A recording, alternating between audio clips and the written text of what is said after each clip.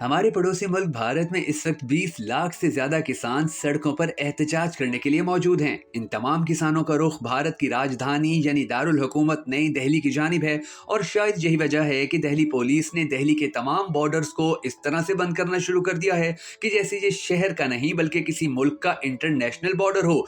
Delhi police किसानों को रोकने के लिए आंसू गैस, लाठी चार्ज और रबर बुलेट्स तक का इस्तेमाल कर रही है, जैसे कि वो भारतीय नागरिक यानी शहरी ना हो बल्कि कोई दहशतगर्द यानी आतंकवादी हो। अब तो भारत के नौजवानों ने भी सोशल मीडिया पर यह लिखना शुरू कर दिया है कि मोदी जी ने भारत को एक ऐसा मुल्क बना दिया है कि जहां अपने हक के लिए एहतजाज करना, आवाज बुलंद करना और सड़कों पर आना बाकायदा एक कौमी जुर्म माना जाने लगा है। ज्यादा अफसोस की बात तो यह है कि भारत के किसान जब भी एहतजाज करते हैं तो उन्हें हमेशा इसी तरह डंडे के जोर पर रोकने की कोशिश की जाती है और मोदी सरकार ने किसानों के पिछले तमाम एहतजाजों से आज तक कोई सबक हासिल नहीं किया है। मोदी सरकार का वही गरूर, वही तेवर और वही इंसानियत सोच सलूक आज भी किसानों के खिलाफ जारी है। दूसरी तरफ आज भी भारत की पढ़ी लिखी जनता यानी आवाम ये समझकर घरों में बैठी और किसानों का मजाक उड़ा रही है कि हमारा देश तो दुनिया में सबसे ज्यादा तेजी से तरक्की कर रहा है और इस सरकार के खिलाफ एहतजाज करने वाले अनपढ़ किसानों का मुद्दा सिर्फ और सिर्फ इस तरक्की की रफ्तार को कम करना है।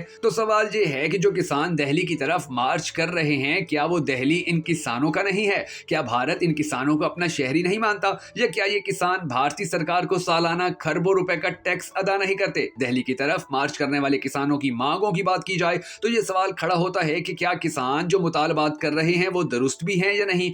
क्या मोदी सरकार ने पिछले एहतजाजों के बाद जो वादे किसानों के साथ किए थे वो पूरे हुए या नहीं? आखिर क्या वजह है कि भारतीय सरकार किसानों के दिल्ली में इंटर होने से इतना डर रही है? और आखिरी सवाल ये कि आखिर वो कौन सा राज है कि जिसने इलेक्शन से ठीक पहले किसानों को सड़कों पर आने पर मजबूर कर दिया है? आज की अहम तरीन वीडियो में हम आपको इन्हीं तमाम सवालों के जवाब देने जा रहे हैं, मगर उससे पहले हम सबको ये दुआ करनी है कि हमारा पाक परवरदिगार भारत समेत हमारे पाकिस्तान के किसानों, गरीबों और कमजोर तबके के भी तमाम मसाइल को हल फरमाए, क्योंकि इन दोनों मुल्कों की सरकारों ने हमेशा किसानों, गरीबों, मजदूरों और निचले तबके के शहरियों को पूरी तरह नजरअंदाज किया है। अगर आप भी हम सब के साथ मिलकर इस दुआ में शामिल होना चाहें तो कमेंट सेक्शन में आमीन जरूर लिख दीजिएगा। मैं हूं शकील हैदर और आप देख रहे हैं आपका most favourite channel Bhakhan network videos. नाज़रीन ग्रामी, हमारे पड़ोसी मुल्क भारत में जो किसान आज एहतजाज कर रहे हैं, यही किसान कुछ साल पहले भी इन्हीं मुतालबात को सामने रखकर एहतजाज करते रहे थे।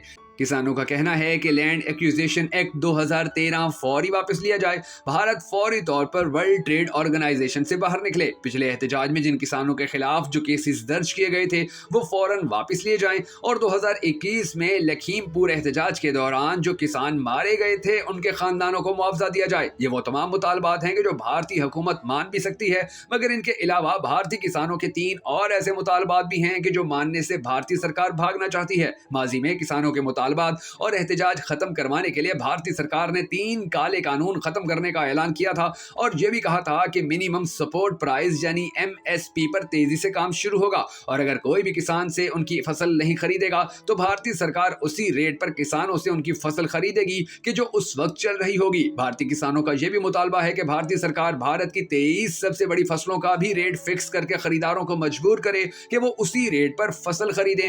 ये वो मुतालबात थे कि जो भारत के किसानों ने पिछले एहतजाज के दौरान भारतीय सरकार के सामने रखे थे और भारतीय सरकार ने किसानों के इन मुतालबात का मजाक कैसे उड़ाया, इसका अंदाजा आप इस बात से लगाइए कि किसानों के एहतजाज के 9 महीने बाद एक कमेटी बनाई। 23 मेंबर से बनी इस कमेटी में भारतीय पंजाब, हरियाणा और उत्तर प्रदेश का कोई एक भी रिप्रेजेंटेटिव नहीं था। हालांकि यही वो भारतीय रियासतें हैं कि जहां से किसानों ने अपने एहतजाज का आगाज किया था। इस सरकारी कमेटी में ना ही कोई इकोनॉमिस्ट शामिल था और ना ही कोई डोमेन एक्सपर्ट मौजूद था। भारतीय किसान अब कह रहे हैं कि एमएसपी अब हमारे जिंदा रहने के लिए बहुत जरूरी हो चुका है, इसको फौरी तौर पर पूरे भारत के किसानों के लिए अप्लाई किया जाए। किसानों की दूसरी सबसे बड़ी डिमांड ये है कि किसानों के कर्जे फौरी माफ किए जाएं। आपको ये सुनकर शायद हैरत होगी कि इन्हीं कर्जों की वजह से दुनिया में सबसे ज्यादा किसान भारत में खुदकुशियां करते हैं और ज्यादा अफसोस की बात यह है कि जब भी किसान अपने कर्जे माफ करवाने की बात करते हैं तो भारत की पढ़ी लिखी जनता यानी आवाम उनके खिलाफ खड़ी हो जाती है। उनका कहना होता है कि हमारे टैक्स का पैसा इनको क्यों माफ किया जा रहा है।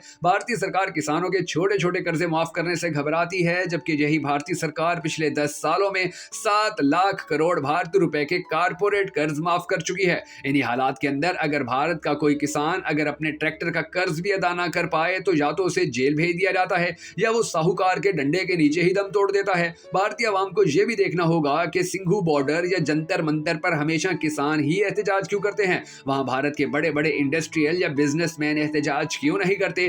कभी कारपोरेट लोगों ने भी एहतजाज करके भारतीय हुकूमत से दरख्वास्त की है कि हमारे कर्ज माफ करो। अगर वो लोग ऐसा नहीं करते हैं तो सोचिएगा जरूर कि इसकी क्या वजह है।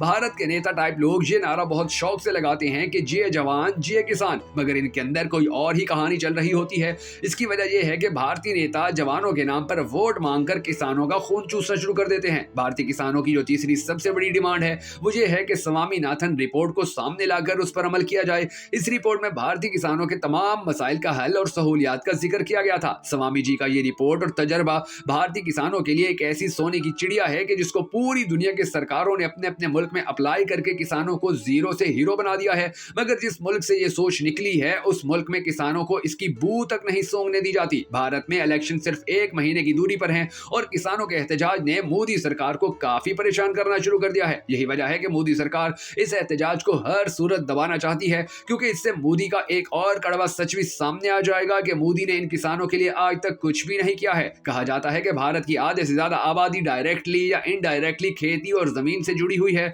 और इस आधी आबादी को बहुत ज्यादा मुश्किलात का सामना करना पड़ रहा है। इसकी कुछ वजूहात में क्लाइमेट चेंज, इनपुट प्राइसेस में इजाफा, फसलों के कम दाम और रोज बरोज बढ़ता कर्ज शामिल हैं। ये सब मसाइल इतने ज्यादा खराब हैं कि भारत के किसान पिछले 20 साल से इन्हीं मसाइल में फंसे हुए हैं। चाहे बीजेपी हो या कांग्रेस, दोनों पार्टियों को किसानों के इन मसाइल से कोई सरोकार नहीं है। वो इन मसाइल को सिर्फ और सिर्फ अपनी सियासत के लिए इस्तेमाल करते हैं। एक रिसर्च के मुताबिक भारत के बहुत से इलाकों में सिर्फ खाने का खर्चा पूरे घर के बजट का आधे से ज्यादा हिस्सा खा जाता है। अब सोचने की बात यह है कि अगर किसी घर में आधा बजट खाने में लग जाएगा तो इस घर के लोग क्या पहनेंगे और क्या तालीम हासिल कर पाएंगे। इसीलिए भारत की रूरल इकोनॉमी भी पूरी तरह परेशानी का शिकार हो चुकी है। भारत के रूरल एरियाज के लोगों की आमदनी पिछले 10 साल के दौरान ज्यादा होने के बजाय मुसलसल कम हो रही है। भारतीय मशहूर वेबसाइट दी वायर की एक रिपोर्ट के मुताबिक भारतीय किसानों की जिंदगी पिछले 8 साल के दौरान सिर्फ 1% ही बेहतर हो पाई है और यही वजह है कि आज भारतीय सरकार पॉवर्टी इन इंडिया का सरकारी डेटा पूरी दुनिया से छुपाने की कोशिशें करती नजर आती है।